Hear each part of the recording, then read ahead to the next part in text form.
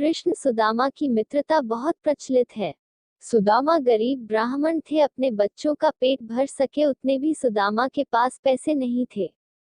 सुदामा की पत्नी ने कहा, हम भले ही भूखे रहें, लेकिन बच्चों का पेट तो भरना चाहिए ना।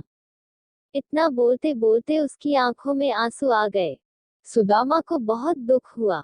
उन्होंने कहा, क्या कर सकते हैं, किसी के पास मांगने थोड़े ही जा सकते हैं। पत्नी ने सुदामा से कहा, आप कई बार कृष्ण की बात करते हो, आपकी उनके साथ बहुत मित्रता है ऐसा कहते हो। वे तो द्वारका के राजा हैं, वहां क्यों नहीं जाते? जाए न, वहां कुछ भी मांगना नहीं पड़ेगा। सुदामा को पत्नी की बात सही लगी। सुदामा ने द्वारका जाने का तय किया। पत्नी से कहा, ठीक है, मैं कृष्ण के पास जाऊंगा, लेकिन उसके बच्चों के लिए क्या लेकर जाऊं?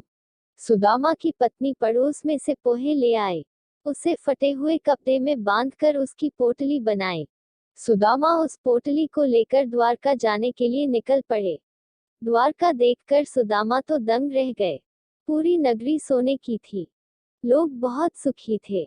सुदामा पूछते पूछते कृष्ण के महल तक पहुंचे। दरबान ने साधु जैसे लगने वाले सुदामा से पूछा, यहाँ क्या काम है? सुदामा ने जवाब दिया, मुझे कृष्ण से मिलना है, वह मेरा मित्र है। अंदर जाकर कहिए कि सुदामा आपसे मिलने आया है। दरबान को सुदामा के वस्त्र देखकर हंसी आई। उसने जाकर कृष्ण को बताया। सुदामा का नाम सुनते ही कृष्ण खड़े हो गए और सुदामा से मिलने दौड़े। सभी आश्चर्य से देख रहे थे, कहाँ राजा और कहाँ ये साधु। कृष्ण सुदामा को महल में ले गए। सांदीपनि ऋषि के गुरुकुल के दिनों की यादें ताजा की। सुदामा कृष्ण की समृद्धि देखकर शर्मा गए। सुदामा पोहे की पोटली छुपाने लगे, लेकिन कृष्ण ने खींच ली। कृष्ण ने उसमें से पोहे निकाले और खाते हुए बोले, ऐसा अमृत जैसा स्वाद मुझे और किसी में नहीं मिला। बाद में दोनों खाना खाने बैठे। सोने की थाली में अच्छा भोजन परोसा गया। सुदामा का दिल भर आया। उन्हें याद आया कि घर पर बच्चों को पूरा पेट भर खाना भी नहीं मिलता है। सुदामा वहां 2 दिन रहे। वे कृष्ण के पास कुछ मांग नहीं सके। तीसरे दिन वापस घर जाने के लिए निकले। कृष्ण सुदामा के गले लगे और थोड़ी दूर तक छोड़ने गए। घर जाते हुए सुदामा को विचार आया, घर पर पत्नी पूछेगी कि क्या लाए, तो क्या जवाब दूंगा। सुदामा घर पहुंचे।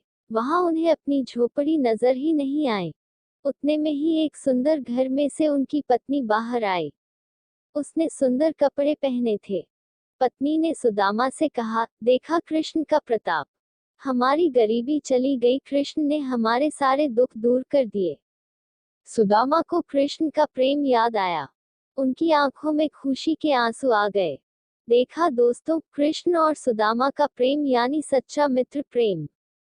तो दोस्तों, सच्चे प्रेम में ऊंच या नीच नहीं देखी जाती और न ही अमीरी गरीबी देखी जाती है।